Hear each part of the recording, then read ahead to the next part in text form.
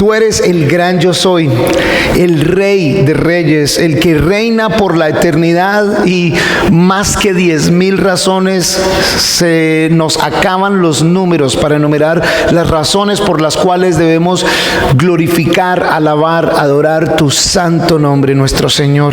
Hemos llegado aquí hoy, Señor. Tú sabes la situación de nuestros corazones, de nuestras mentes, incluso hasta de nuestro cuerpo, Señor. Pero tú sabes más que nadie nuestras necesidades. Tú conoces mejor que nadie los anhelos de nuestro corazón, y tú tienes la mejor intención para cada uno de nosotros, mi Señor. Hoy te suplicamos, Dios, que sea tu palabra, tus palabras para cada uno de nosotros las que recibamos, Señor. Hemos preparado un estudio, vamos a estar leyendo tu palabra, pero Dios, te pedimos que sobrenaturalmente tu Espíritu Santo nos hable a cada uno de nosotros, mi Señor. Te pedimos que esto no sea simplemente una charla, una enseñanza, Dios, que sea irrelevante para nuestras vidas, sino que sean tu comisión, tu dirección, la que nos equipe hoy y salgamos de aquí hoy con propósito, Señor. Y si andamos con propósito, entonces te pedimos que nos fortalezcas, nos motives, nos direcciones y nos des la sabiduría para ser eficientes cumpliendo con la misión que nos has dado, Señor. No solo este tiempo es tuyo, sino que nosotros somos tuyos todo el tiempo. Por favor, háblanos, te pedimos, en el nombre de Jesús. Amén.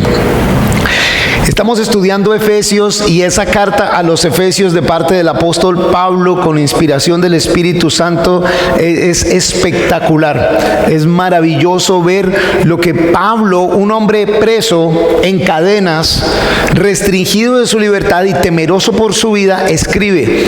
Esperanza, gozo, alegría, motivado, lleno de fuego, lleno de pasión.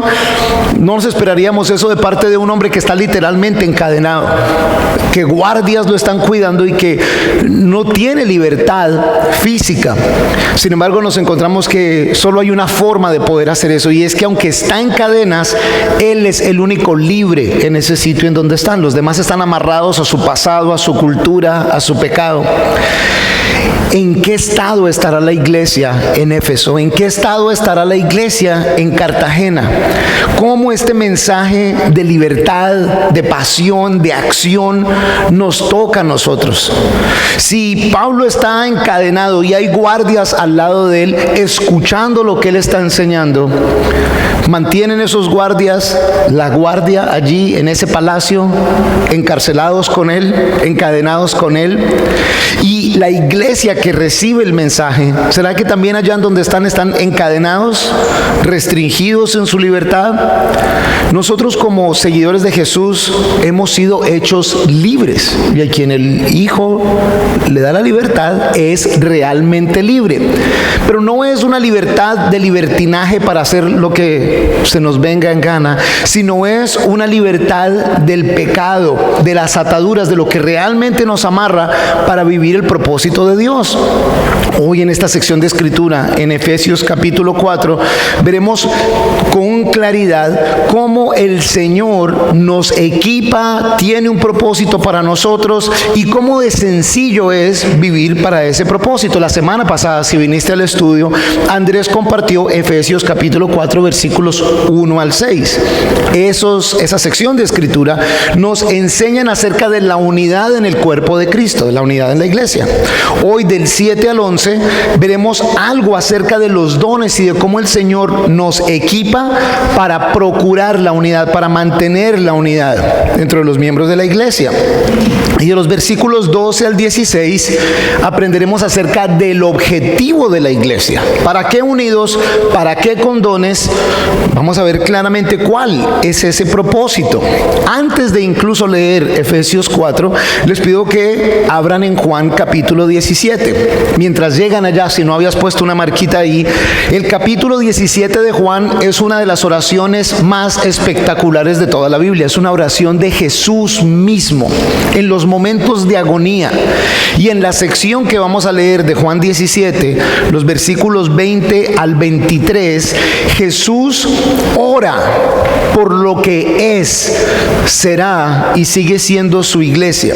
Juan 17, en el versículo 20, Jesús dice: pero no ruego solamente por estos, o sea, por los discípulos que están alrededor y por quienes acaba de decir una oración, sino también por los que han de creer en mí por medio de la palabra de ellos. Esos son ustedes y soy yo, quienes hemos creído por el mensaje que fue pasado a través de los apóstoles, a través de los hombres de Dios, a través de la historia. Jesús está orando por nosotros, quienes hemos creído gracias a hombres fieles que han pasado ese mensaje a través de generaciones. ¿Qué más dice el Señor acerca de nosotros? Versículo 21, para que todos sean uno, así como tú, oh Padre, en mí y yo en ti, que también ellos lo sean en nosotros. En otras palabras, Señor, que ellos, ustedes y yo, estemos en unidad con el Padre, cosa que solo podemos hacer gracias a Jesucristo. Por eso dice: oh Padre, en mí y yo en ti, también que ellos lo sean en nosotros. Nos da esa unidad en el Señor, para que el mundo crea que tú me enviaste. Parte del propósito para nosotros es que el resto del mundo vea, conozca de Jesús y vea que Jesús es el Hijo de Dios. Versículo 22. Yo les he dado la gloria que tú me has dado para que sean uno, otra vez uno, así como también nosotros somos uno, yo en ellos y tú en mí, para que sean perfectamente unidos, para que el mundo conozca que tú me has enviado. No estoy repitiendo, antes lo había dicho así: para que el mundo crea que tú me enviaste. Aquí es para que el mundo conozca que tú me has enviado y que los has amado como también a mí me has amado. Esta sección de escritura maravillosa de Jesús orando por la unidad de la iglesia a través de la historia, orando por la unidad entre los miembros de la iglesia. El cuerpo de Cristo debe estar unido con Dios. Somos reconciliados con Dios el Padre a través del sacrificio de Cristo, el Hijo de Dios. Y en esta sección entonces le da propósito a la iglesia. El propósito para que el mundo crea, para que el mundo sepa que tú me enviaste. Jesús está orando desde allá, desde Getsemaní, desde hace alrededor de 2000 años, orando por nosotros, por la iglesia. Señor, que haya una unidad, que esa unidad sea, Jesús dice, conmigo, y así como yo contigo somos uno, que la unidad de esta iglesia con nosotros, que sean uno. Y el propósito es para que el mundo sepa que tú me enviaste, para que el mundo sepa que Jesús es el Mesías, es el Redentor, es el Salvador, es el camino, la verdad y la vida, el único por el cual una persona puede ser salva. Que el mundo sepa, que el mundo crea que Jesús es el Hijo de Dios. Ese es el propósito de la iglesia del Señor.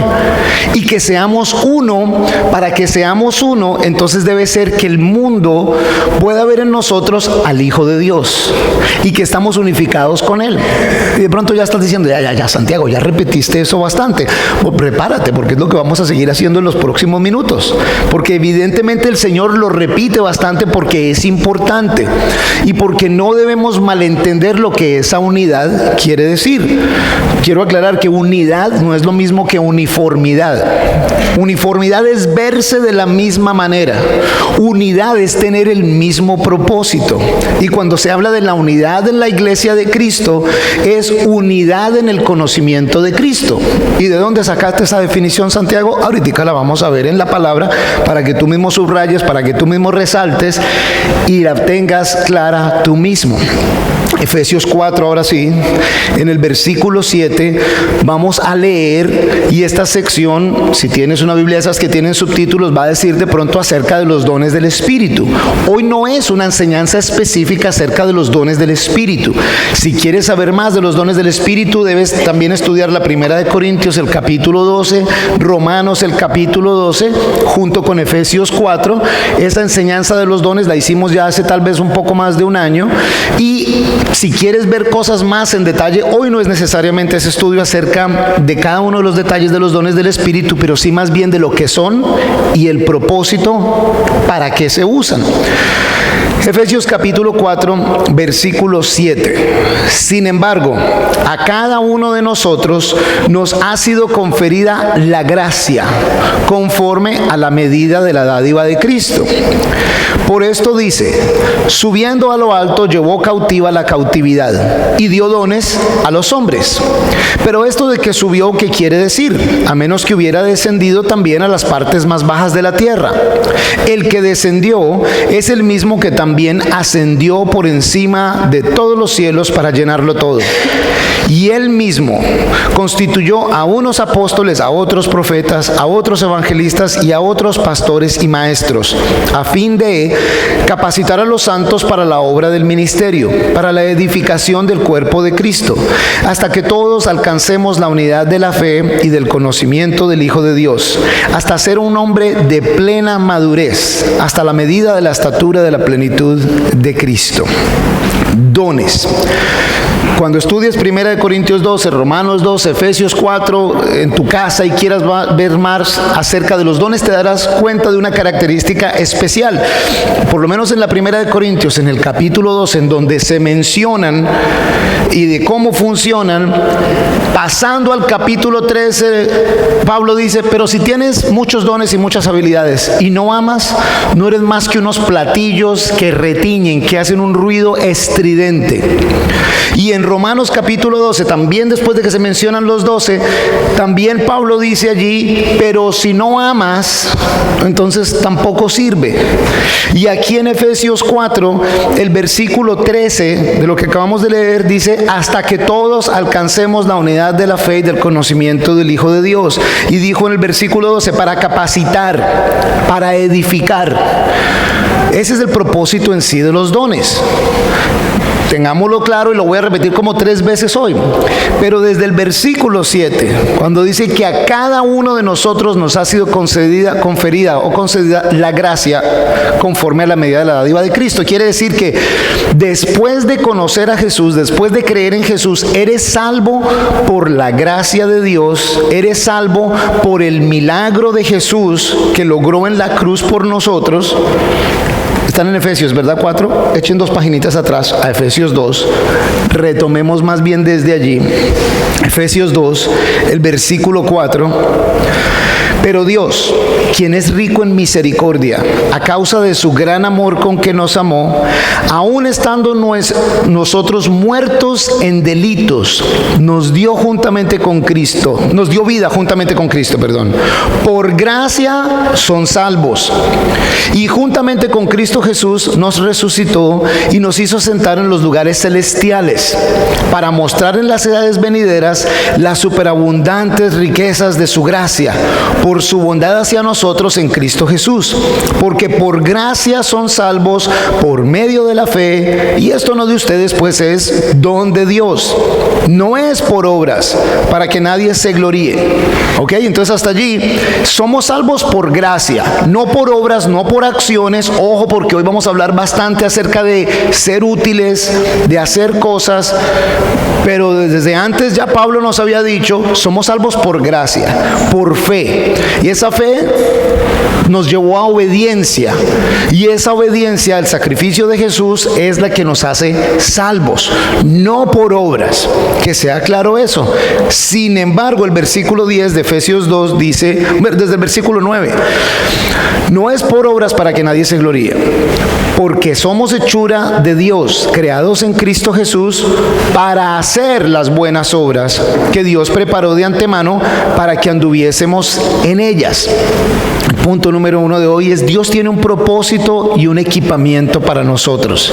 Por gracia somos salvos. Es un regalo de Él, no es de nosotros, es de Él. Nos lo da a nosotros y Él nos da propósito. Él tiene un plan, tiene un propósito para nosotros, y para ese propósito nos equipa el Señor. Dice entonces que el que bajó, el que descendió, subió a lo alto, llevó cautiva la cautividad. La imagen, viene utilizando un poquitico el Salmo 68, y la imagen es, la ilustración es la del general victorioso que ha ganado la batalla. En el caso de Jesús, que ganó la batalla sobre la muerte, venció la muerte, que ahora entonces, así como los generales hacían en su época, que después de conquistar un pueblo, después de vencer a su enemigo, tenían una caravana, un desfile, y los enemigos iban encadenados detrás. El general iba adelante demostrando su victoria sobre ellos, los demás van encadenados, y luego venía el botín, los premios, el oro, las cosas de valor que fueron logradas en esa batalla. Esa es la imagen. Jesús venció sobre la muerte, y aunque bajó desde el punto de vista de sepultura, desde el punto de vista de las profundidades de la tierra, también sale victorioso, lleva cautiva la cautividad, vence a sus enemigos, pero también trae en ese desfile un botín, regalos, dones para su iglesia. Esos dones son bendiciones espirituales que tienen un propósito, y dice que a cada uno le da. O sea que la palabra dice que cada uno de nosotros tiene al menos un don espiritual, no talentos naturales, también dados por Dios, pero en este caso al menos un don espiritual. Todos tenemos al menos uno, algunos de pronto varios de esos dones, y son un regalo, una dádiva, dice en el versículo 7, de Cristo. Es un regalo que Él nos da, es algo que también le pertenece a Él, y nos los da porque nosotros le pertenecemos a Él. Somos su iglesia. En el capítulo 4 ha estado hablando de la unidad de la iglesia, y da esos dones, da esos regalos con un propósito: el de capacitar a los santos, el de equiparnos. Pero si del versículo 1 al 6 de Efesios 4 hablamos de unidad de la iglesia, para que haya unidad en la iglesia y para que los dones sean utilizados de la manera correcta, tenemos que entender claramente lo que es la unidad. Y el versículo 13 de Efesios 4 nos dice realmente cuál es esa unidad, porque les dije al principio que una cosa es uniformidad y otra cosa es unidad. El versículo 13 dice: hasta que todos alcancemos la unidad de la fe y del conocimiento del Hijo de Dios, hasta ser un hombre, una mujer, un ser humano en plena madurez, hasta la medida de la estatura de la plenitud de Cristo. ¿Cómo sabemos que tenemos esa unidad? ¿De qué manera vamos a poder realmente saber estamos unidos? Y tenemos que tener una gran cautela cuando hablamos del tema de unidad. ¿Qué es esa unidad? ¿Es que todas las iglesias nos veamos iguales? ¿Es que todas las iglesias nos llamemos de la misma manera? ¿Es que todas las iglesias pintemos con los mismos colores? ¿Utilicemos el mismo esquema? ¿Hablemos de la misma manera? ¿Es acaso decir, sí, todos somos hermanos? ¿Cómo entonces yo veo cuál es la unidad? ¿Cómo saber que es la unidad de la que habla el Señor y no la unidad de la que puede hablar José, o de la que puede hablar Roberto, o de la que puede hablar María, o de la que puede hablar Santiago? Tiene que ser la unidad que nos dice la palabra de Dios. Y la palabra de Dios en esta sección: hasta que todos alcancemos la unidad de la fe. Creer que Jesús es el Mesías, el Señor, el Rey, Dios. Porque ojo, Jesús es el nombre que en el idioma original más suena más parecido a Yehoshua, que quiere decir Dios salva. Ese es el nombre. Mesías o Cristos, en griego Jesucristo, Cristo, Mesías, es su posición, lo que hace, rescata, nos salva. Dios es realmente quien Él es. Y muchos de nosotros conocemos a Jesús. La mayoría del mundo conoce de Jesús. La mayoría del mundo no quiere ni que le mencionen a Jesús y se ofenden si mencionamos a Jesús. Gran parte del mundo conoce que Jesús dice ser el Mesías, el Salvador. Muchos quieren invitar al Mesías a que les salve, pero a Jesús, Dios, ahí sí ya eso está ofensivo. Y para muchos, incluso como cristianos, la posición y el ejercer como Dios de Jesús en nuestras vidas, no estoy seguro acerca de eso desde el punto de vista práctico. Ahora, La semana pasada incluso se mencionaba, todos queremos lo mismo desde el punto de vista de querer ser una iglesia unida, pero basado en este versículo o con esta lupa de este versículo, hasta ser unidad en la fe y del conocimiento del Hijo de Dios, pues miremos qué unidad podemos tener. Si es unidad del conocimiento del Hijo de Dios. Para los mormones, Jesús no es el Hijo de Dios. Para el testigo de Jehová, Jesús no es el Hijo de Dios. Para el católico, Jesús es el Hijo de Dios, pero María es corredentora con Cristo. O sea, Jesús no es suficiente, necesitamos también a María. Para el cristiano evangélico, Jesús se supone, al menos en la mayoría de iglesias cristianas evangélicas, que es el Hijo de Dios. ¿Puede haber unidad entre esos cuatro? ¿Unidad de acuerdo al conocimiento del Hijo de Dios? Honestamente, yo sé que no es tal vez lo que quieren escuchar esta mañana, pero no la hay, porque Jesús o es quien dice que Él es o no lo es. No puede ser a mitad. Y Jesús mismo dice de Él mismo: yo soy el camino, la verdad y la vida. Nadie viene al Padre si no es por mí. Y dice de Él mismo que es Dios. Entonces, si el uno dice una cosa, otro dice otra cosa, otro dice otra cosa, ¿cuál es la unidad? La unidad tiene que ser la que Él dice, y es el del conocimiento del Hijo de Dios. Y no estamos hablando de un conocimiento por allá teológico, doctrinal, súper avanzado para nosotros. No, el conocimiento de que Jesús es el Mesías, el Hijo de Dios, y yo lo acepte como mi Señor, suficiente Salvador y máxima autoridad en mi vida. Eso sí va a generar unidad. Así las paredes sean distintas, las canciones sean distintas, la pinta sea distinta, el barrio, la ciudad, el país sean distintos, no va a importar, porque lo que nos va a unir es el conocimiento de que Jesús es el Hijo de Dios y es quien vive y reina, y que Él es suficiente para nosotros y es la máxima autoridad en nuestra vida. Allí sí vamos a tener unidad. Ahí sí vamos a poder ver realmente y con claridad la unidad del Señor en nosotros, la unidad de la que Él habla. Padre, que tú y yo, como decía en Juan 17, que así como tú y yo somos uno, ellos sean uno con nosotros, y lo repite, y entonces lo que quiero es que sean uno con nosotros, así como tú y yo, y entonces tú y yo, y entonces que el mundo sepa que somos uno. Y algo como tan bien explicado se ha vuelto algo como tan complicado en la historia de la iglesia. Entonces, no, todos somos iguales, hermanos. No, estos creen esto y no hay problema, estos creen aquello. Y ahora, no lo hablo desde el punto de vista solo de institución. El viernes teníamos la noche de tertulia, esa noche en donde hay oportunidad de hacer preguntas, que es no se la pierdan. En una prédica de como hoy, hasta aquí, hasta donde vamos, por lo menos 3 o 4 de ustedes quisieran ya levantar la mano y decir: un momentico, Santiago, despacio. ¿Qué fue lo que acabaste de decir? El viernes de la noche de tertulia hacemos eso.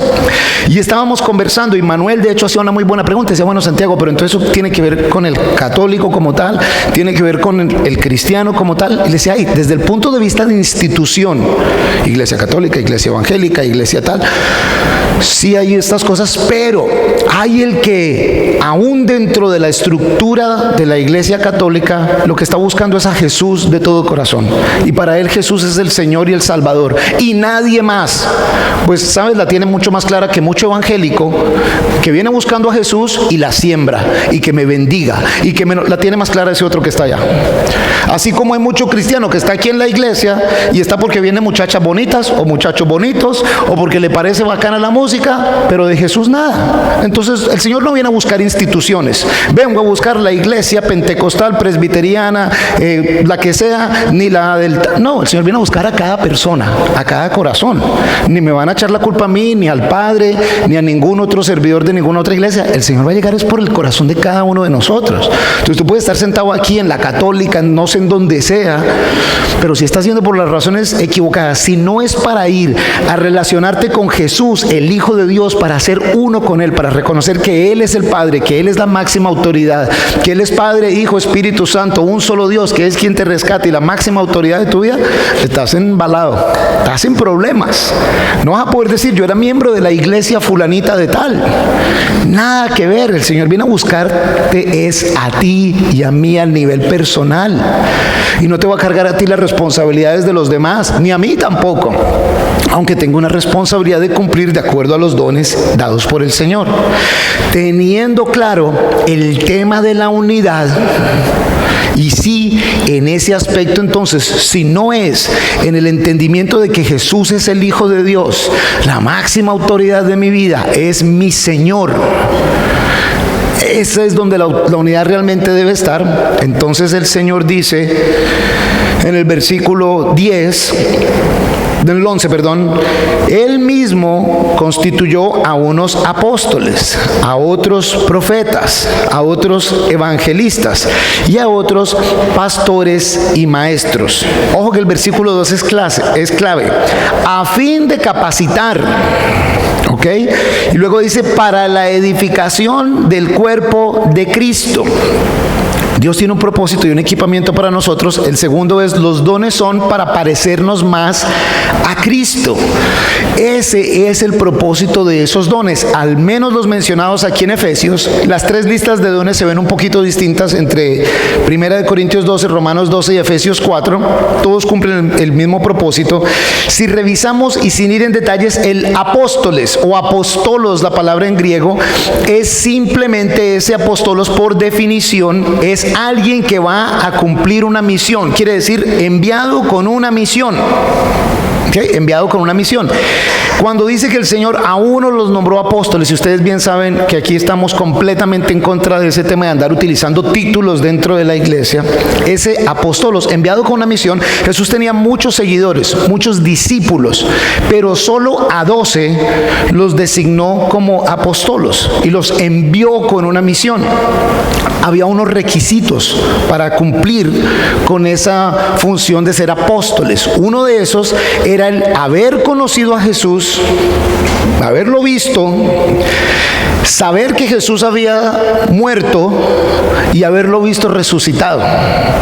Solo ellos y Pablo, quien tuvo la experiencia en donde Jesús ya resucitado se revela a él, cumplen con esa función. También decía entonces que iban a ir a otras tierras a anunciar y a enseñar y a preparar a otros. Eso es parte de la función de apóstoles. Y evidentemente ellos salieron a muchas regiones, enseñaban a otros, contaban las buenas de salvación, pero enseñaban cómo la palabra hablaba desde el principio acerca de Jesús y cómo Dios mismo permitía o hacía que hubiera grandes señales para respaldar el mensaje de ellos. Hay tres cosas que evidencian quiénes eran esos apóstoles. Hoy en día, a menos que alguno aquí que tenga alrededor de 2015 años, ninguno cumple con la función de yo vi a Jesús, yo vi, y yo vi dónde fue que lo sepultaron y también lo vi resucitado. Nadie. Sin embargo, hay cada loco. Hay gente que dice que vivió eso allá. No les dije que hace un tiempo escribieron unos que eran y que los 2 testigos del Apocalipsis y que ya estaban acá, imagínense. Entonces hay cada loco. No cumple ninguno con ese requisito de ser apóstol. No debemos esperar que ninguno cumpla con esas grandes señales y prodigios, porque a ellos les fue dado para que los demás creyeran. Hoy en día no es necesario que se hagan esas grandes señales y prodigios.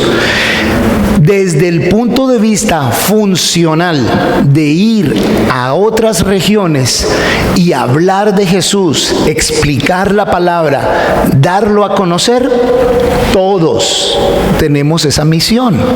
La gran comisión se fue dada a todo creyente. Desde ese punto de vista, entonces les presento al apóstol José, al apóstol Luis Fernando, les presento a todos. ¿Necesitas el título para cumplir con la función? No lo necesitas. Si lo necesitas, tenemos que hablar después del servicio, porque hay un tema de orgullo. Desde el punto de vista funcional, todos debemos, a donde sea que vayamos, llevar la historia de Jesús, estudiar la palabra, poderla compartir con otros, y saben, el Señor respalda ese mensaje con grandes señales y prodigios. Pero no se esperen que sea meter la mano en una caja llena de culebras y que la culebra los muerda y entonces que no se mueran. No esperen tirar polvo de oro, no esperen hacer. ¿No saben qué señal es maravillosa? Cuando la gente que los conoció desde que eran peladitos, más niñitos y adolescentes, y hoy en día los ve transformados, créanme, eso es tremendo milagro. Dice, y que ahora se volvió cristiano, ¿cómo así? Cuando la gente ve nuestras vidas transformadas, eso es una gran señal y prodigio.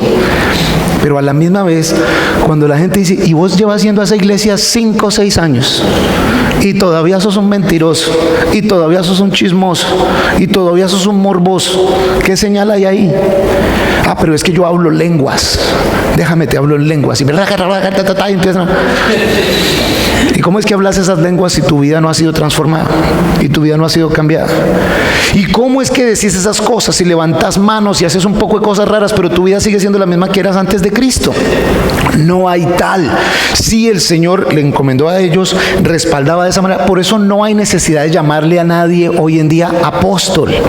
No hay necesidad. Y si alguno siente que necesita que lo llamen por ese título para cumplir con una función, pues hay un gran problema de orgullo, de arrogancia y de protagonismo allí. Pero también dice, ¿cuáles son los otros que estaban allí? Efesios 4, entonces a uno le llamó apóstoles, a otros profetas.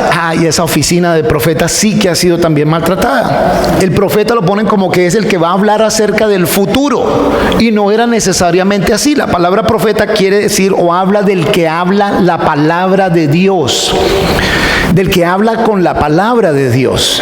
No era el que iba a ir a predecir el futuro, aunque en el Antiguo Testamento muchos hablaban de cosas por venir, que aún unas no se han cumplido, otras que se han cumplido en la historia. No es acerca de predecir el futuro. Ese profeta es el que habla con la palabra de Dios. Desde ese punto de vista, todos nosotros podemos profetizar en el sentido de que si alguien me dice, siento que yo no valgo nada, que no soy importante para nadie, quiero morirme, mi vida no tiene sentido. No. Mira, aquí en Efesios 2:10, Dios dice que tú eres su obra de arte y que te creó, que te escogió desde antes de la creación del universo y que te hizo especialmente y que te creó para buenas obras. Y Jesús murió por ti en la cruz, dice Juan 3:16, que a todo el que, desde ese punto de vista, ahí estás profetizando, estás utilizando las palabras de Dios para edificar a alguien. Profetizar no es. Hermanos, este año ha empezado difícil, pero en el febrero te van a dar lo que te quitaron en enero. Y yo te digo, y el Señor dice tal cosa. No, eso son muchas veces palabras sin sentido, sandeces e irresponsables. Pero cuando hablas con la palabra de Dios, es como que estás profetizando. Ahora, yo no puedo ir a decirle a esta persona que está andando mal y haciendo las cosas mal, no te preocupes que el Señor te va a seguir ayudando en lo malo que estás haciendo. No, desde ese punto de vista, todos estamos cumpliendo con esa labor, desde que sea claro bajo qué contexto es. ¿Necesitas que te digan profeta para hablar la palabra de Dios? Un montón de gente hoy en día lo necesita, y mucha de la gente les acolita esa idea llamándolos profetas. No hay necesidad. Y sin entrar en detalles, ese es un tema hasta serio, porque el Señor dice, cuídense de los falsos profetas. ¿Y cómo reconocer que un falso profeta? Si el que habló lo que dice no se cumple al 100%, habló en orgullo. No es un profeta de verdad, es un falso profeta. Y de hecho la palabra dice, a ese hay que apedrearlo. Si fuera así, no nos alcanzarían las piedras, tocaría quitar todas las piedras de la muralla para acabar con la cantidad de mentirosos que hay solo aquí en esta ciudad. Pero dijimos que hoy no íbamos a hablar de eso. ¿Dónde iba yo? Profetas. A otros, evangelistas. A otros, la función del evangelista, más en su momento, era casi que un predicador itinerante que iba a un pueblo y llegaba a decir, así como vemos a Pablo haciéndolo mucho en el libro de Hechos, todo lado donde, bueno, ¿y qué es lo que estás haciendo? Bueno, yo les vengo a hablar de Jesús, nacido de una virgen, que y empezaba a hablar de Jesús y de cómo vivió una vida perfecta, de cómo fue acusado, y de cómo fue crucificado, y de cómo fue puesto en una tumba, y de cómo se levantó y resucitó, y que Él es el Hijo de Dios. Bueno, luego se iba para el siguiente, y luego iba al siguiente, y contaba la historia de Jesús. Desde ese punto de vista, todos en este momento los voy a ungir como evangelistas. Todos somos evangelistas. Se supone que todos estemos compartiendo las buenas de salvación, que Jesús salva, que Él rescata, que Él nos ama a todos, que Jesús murió en la cruz por todos y que quiere rescatarnos a nosotros, pero que también la palabra evidentemente nos muestra que queremos recibir ese regalo, que Él quiere que nosotros recibamos ese regalo y que vivamos y que caminemos en ese regalo de obediencia. Eso es ser un evangelista. Desde ese punto de vista, todos somos evangelistas. ¿Necesitas el título para ir a compartir con alguien en el bus, en la cafetería, en la calle, compartir de Jesús. No lo necesitas. A otros les llamó a ser pastores y maestros. Ese pastores y maestros cumple una función muy similar, tal vez con la diferencia que el maestro explica bastante la palabra, enseña la palabra, y el pastor, aparte de enseñar la palabra, también cuida del rebaño, de cómo están las personas, de orar por alguien, de dar un consejo. El maestro su función era más de explicar la palabra. La del pastor, cuidar el bienestar, el día a día de cada una de las personas. ¿Necesitas el título para hacer esto? Todos debemos estudiar la palabra de Dios. Bien saben que aquí uno de nuestros enfoques es: tengan la Biblia en sus manos, tengan su propia Biblia, estudienla, léanla, subrayenla, resáltenla, vengan y hagan preguntas. De pronto no en este entorno, pero en la noche de tertulia, después del servicio, en cualquier momento podemos cuadrar una cita. Hagan las preguntas que quieran hacer. Crezcamos, seamos estudiantes de la palabra. Todos debemos entenderla súper bien y todos estar en unidad, porque por eso llegamos a un sitio, oímos un concepto, y si no va de acuerdo con lo que nuestra tradición nos dice desde antes, lo rechazamos. No, es que esto así no es. Y por eso nos echan cuentos raros y nos perdemos. Sin que nos salgamos del tema, leyeron conmigo hasta el versículo 13, en donde hablamos que todos alcancemos la unidad de la fe y del conocimiento del Hijo de Dios, hasta ser un hombre de plena madurez, o una persona de plena madurez espiritual. ¿Por qué? Porque en el versículo 14, ¿qué dice el versículo 14? ¿Cómo? Niños que nos están llevando de un lado al otro. Esto es para que ya no seamos niños sacudidos a la deriva y llevados a donde quiera por todo viento de doctrina, por estratagema de hombres que para engañar emplean con astucia las artimañas del error, sino que, siguiendo la verdad con amor, crezcamos en todo hacia aquel que es la cabeza. Cristo es la cabeza. Si tenemos unidad en eso, entonces no nos van a echar cuentos raros.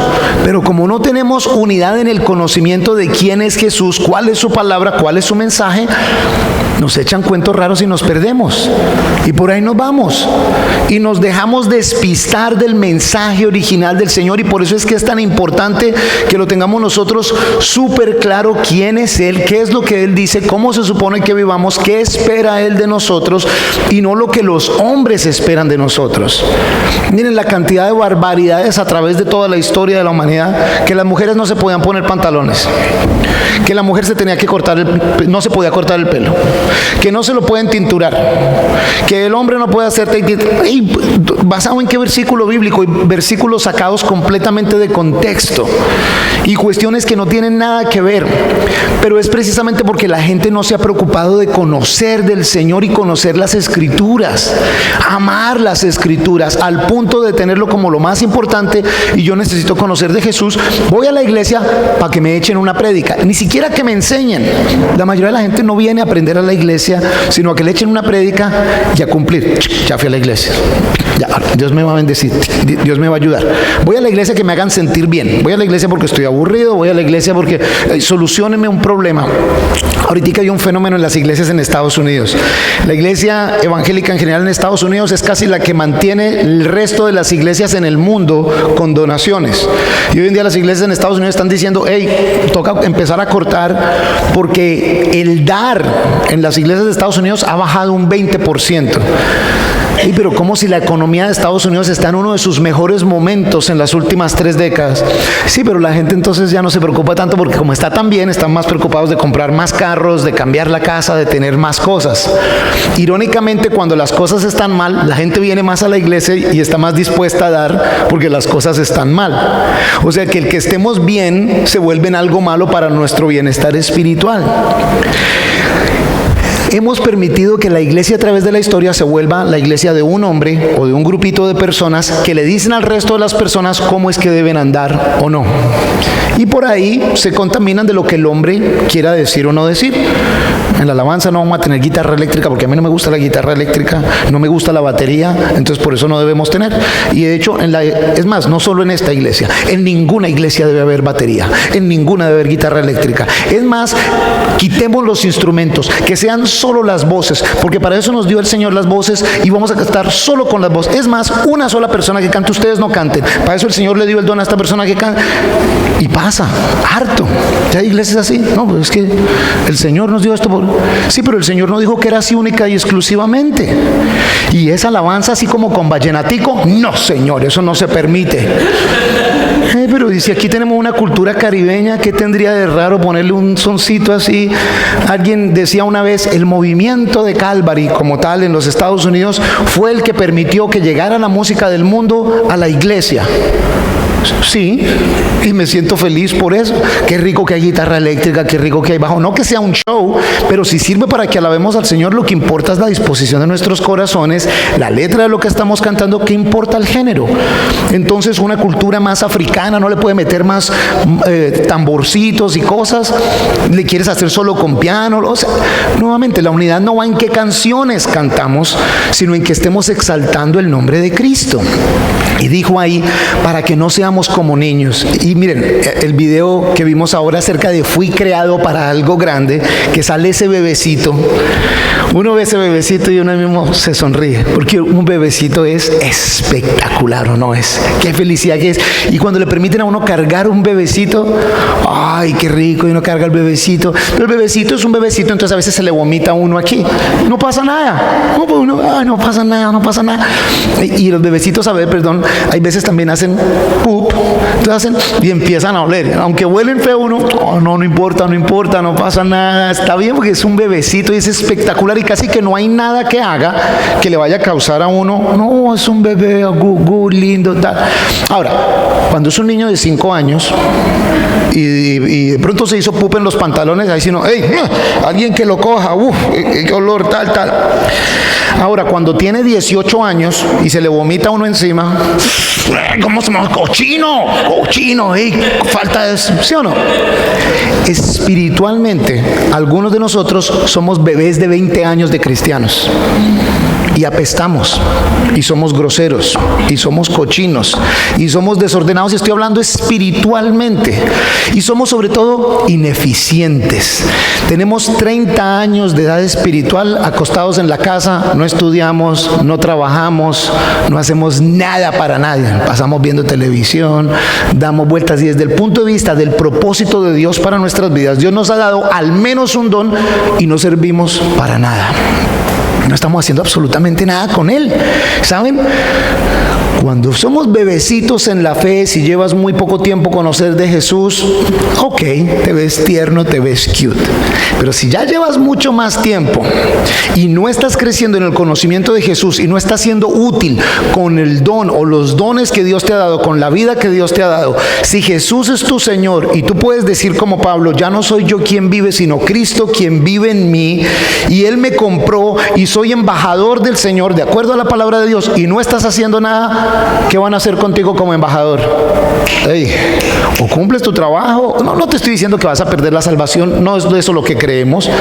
Pero lo que te estoy diciendo es que somos ineficientes, inútiles, y como tal, la iglesia en general, toda, evangélica, católica, apesta y estamos siendo inútiles. Sí hay unas que están haciendo muchas cosas, y no hablo solo de activismo social y dar de comer, lo cual es importante, sino ¿será que Jesús puede decir de nosotros, así en la oración de Juan 17, para que el mundo sepa que tú me enviaste, Señor, la iglesia XYZ, a través de esa iglesia el mundo sabe que yo soy el Mesías, Señor?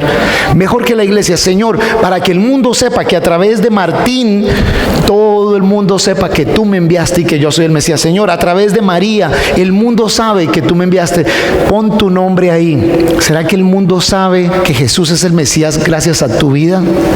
¿Será que el mundo sabe que Jesús es el Hijo de Dios y que vino a rescatar al mundo a través de tu vida? Y que con tus palabras, tus hechos, tú eres esa iglesia, tú eres ese apóstol, ese profeta, ese evangelista, ese maestro, ese pastor con el cual una persona conoce de Cristo y llega a ser salvo? ¿Será que eres tú esa única persona que alguien de pronto va a encontrar y a experimentar el amor de Dios y arrepentirse de sus pecados y entregarle su vida y tener ahora vida eterna? ¿Tú te imaginas en eternidad con esa persona que te conoció a ti, al conocerte a ti, conoció de Cristo a través de tu vida? ¡Qué espectáculo! Desde ese punto de vista, ¿tenemos unidad? La unidad no es que nos parezcamos y nos veamos iguales. La unidad no es decir, sí, tú eres mi hermano, tú eres mi hermana. La unidad no es decir, sí, aguantémonos el uno al otro, tolerémonos, no nos metamos en el camino del uno del otro, ni quién soy yo para decirle a tal persona, sí soy quien. A quien no conoce del Señor, no podemos juzgar porque no conoce del Señor. A esa persona debemos proclamarle el Evangelio. Pero a quien se supone que conoce del Señor y lleva otro tipo de vida y entrega otro tipo de mensaje, debemos como profeta, con la palabra de Dios, con la verdad y amor, como dice ahí, exhortarles con la verdad y amor. No solo verdad, porque podemos parecer legalistas, maltratar a las personas, pero tampoco solo amor. Ay, sí, mi hermanito mormón que no cree que Jesús es el Señor, no importa, pero es mormón, somos iguales, hermano. No. Mi hermano, si me pones la charla te voy a decir, brother, así como vas para el infierno, porque Jesús es quien dice que Él es, no quien tú dices que es, ni nadie más. Entonces, si tú quieres ir al cielo, si quieres tener vida eterna en Cristo, debes recibir a Jesús como tu Señor y tu Salvador. Ay, ¿tú quién te crees que eres? Si nosotros somos... Yo no, pero eso es lo que dice Jesús. Anda a discutir con Él, pero si quieres ir a discutir con Él, te toca primero llegar allá y solo hay una forma. Si no, te toca discutirle desde el infierno. Ay, pero ese mensaje es muy duro. El departamento de quejas, el correo electrónico es jesuselmesias@elcielo.com. La cosa no es conmigo, la cosa es con lo que dice la palabra de Dios. Entonces ese fue el pastor, ese fue el maestro. Miren, los dones son para que nos parezcamos más a Cristo, para que nos edifiquemos el uno al otro. Y tercero, la unidad en la fe será lograda cuando todos profunda y claramente conozcamos a Jesús. Y para eso tenemos que estudiar su palabra. El Señor se revela a nosotros a través de su palabra, el poder del Espíritu Santo, pero el Señor a través de su palabra nos cuenta quién Él es. Porque sí somos muchos miembros, pero solo somos de la familia del Señor a través de Jesús el Mesías. No hay ninguna otra manera. En la primera de Corintios, en el capítulo 12, cuando dice que ya no hay ni judío, ni griego, ni gentil, no quiere decir que sí, Jesús murió por todos, pero eres solo parte de la familia. Puedes ser llamado hijo o hija de Dios a quienes creyeron en Él, a quienes le recibieron, dice Juan 1:12, a quienes le recibieron, a quienes creyeron en Él, se les fue dado el privilegio de ser llamados hijos o hijas de Dios. No hay quienes conocen su nombre únicamente. Hay muchos que escuchan el mensaje y sin embargo rechazan a Jesús y se condenan a sí mismos. Cuando dice que Jesús murió por todos, quiere decir que aunque por los pecados, el pecado de Adán, todos somos condenados y separados eternamente de Dios, hoy en día, al menos ustedes que están aquí hoy, si se van al infierno, no se van al infierno por los pecados de Adán. Ya Jesús murió por nosotros. Si se van al infierno hoy en día es porque ustedes rechazan a Jesús y son sus propios pecados los que lo condenan. Y Jesús no es su Señor y su Salvador, la máxima autoridad de su vida. Pero nuevamente, no es simplemente con decir el nombre. Yo conozco a Jesús. Es que el nombre sea el que te da identidad a ti, el que determina tu vida, y que tu vida esté en armonía, en obediencia con el Señor, porque conocer el nombre, casi que todo el mundo ya conoce el nombre hoy en día. Terminemos de leer esa sección del 14 al 17. Esto para que ya no seamos niños sacudidos a la deriva y llevados a donde quiera por todo viento de doctrina, por estratagema de hombre que para engañar emplean con astucia las artimañas del error, sino que siguiendo la verdad con amor crezcamos en todo hacia aquel que es la cabeza, Cristo.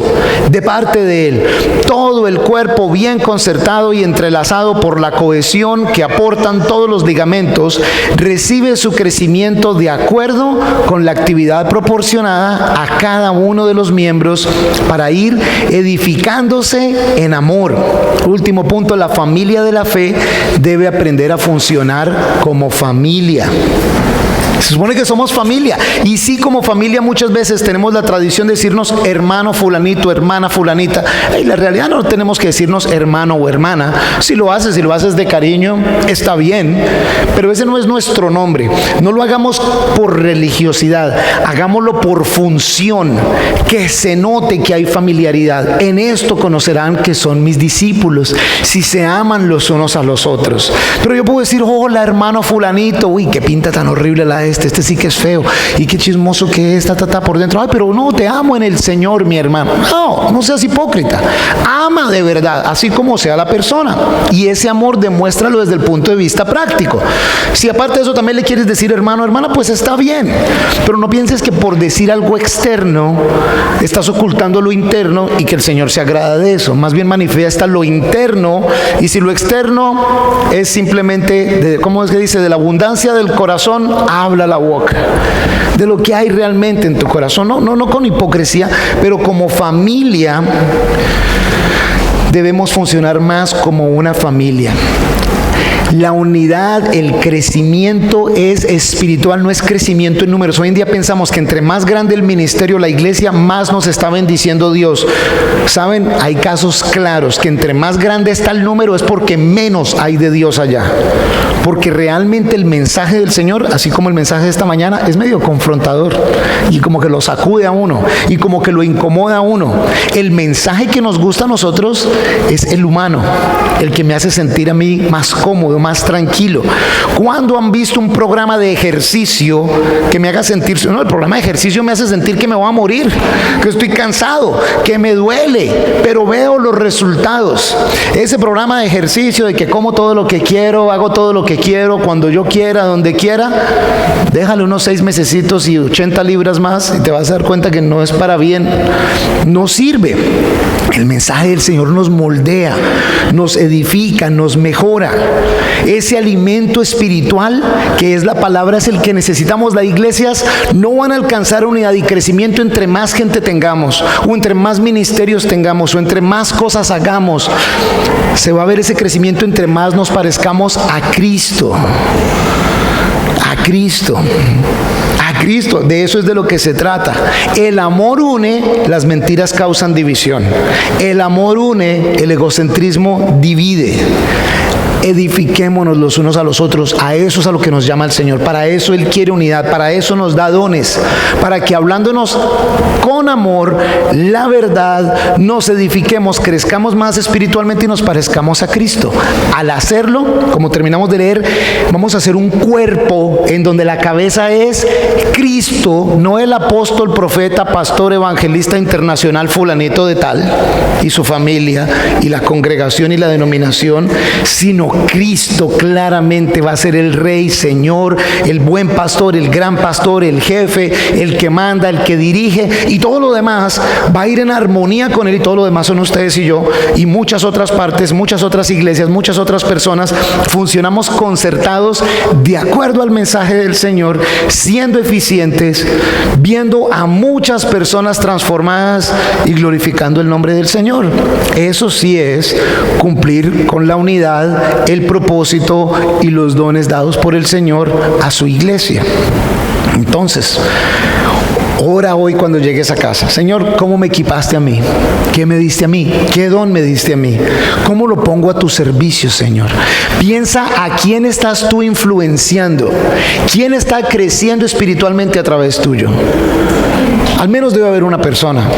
Y si no la hay, pues ahorita vamos a pedir perdón en nuestra oración y vamos a encomendarnos en las manos de Dios. Señor, redirecciona nuestra vida, porque si solo estoy aquí para ganar plata y pagar arriendo y comprar de qué comer y pagar la luz y el agua, qué desperdicio de vida, Señor.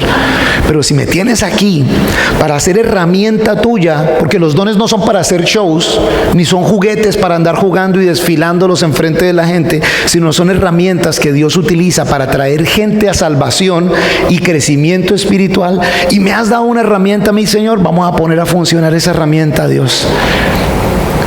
Acompáñeme a orar y pedirle al Señor eso. Padre, te damos gracias, nuestro Señor, por tu amor y misericordia, por tu perdón, por no cansarte de nosotros, Señor. Hoy te pedimos perdón Pues de alguna manera todos hemos caído, hay veces, en esto, Señor. Nos hemos preocupado más de nosotros o más de nuestro bienestar físico, material, que del bienestar espiritual de nosotros mismos, de nuestros familiares, seres queridos, y ni qué decir de nuestros vecinos, de nuestros conciudadanos, de nuestro país. Señor, perdónanos por tener el enfoque en lo equivocado, en las cosas, y no en ti, mi Señor. Hoy te ruego, te suplico, Señor, que renueves en nosotros el propósito de vida. Tú eres quien nos da identidad. Tu palabra declara, Señor, que a quien cree en ti, te recibe como Señor y Salvador, se le da el privilegio de ser llamado hijo, hija de Dios. Tu palabra dice que somos embajadores a quienes se les ha sido dado el ministerio de la reconciliación, y tu palabra dice que nos has dado al menos un don a cada uno de nosotros, y que el propósito de ese don es el de cumplir buenas obras para los cuales nos creaste, Señor. Mi Señor, tal vez estamos haciendo buenas obras de acuerdo a los ojos del mundo, de acuerdo a nosotros mismos. Señor, cámbianos para que hoy empecemos a hacer buenas obras de acuerdo a tu reino, de acuerdo a tu voluntad. Mi Dios, y si hay algunos que estén haciendo, Señor, buenas obras de acuerdo a tu reino, hoy, Señor, fortalece, renueva ese propósito. Ayúdanos a hacerlo todavía de una manera mucho mejor, mi Señor. Ayúdanos, Padre Todopoderoso. Tú eres el gran yo soy, el Rey de Reyes, el Señor de Señores. Y hoy queremos rendirnos a ti nuevamente, mi Señor, para que tú hagas tus maravillas en nuestras vidas, pero también con nuestras vidas, pues es tu propósito.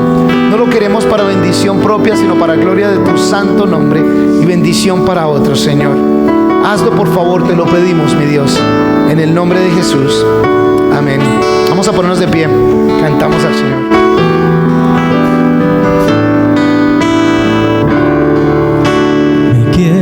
Acercar a tu lado estar, que el cielo sea real.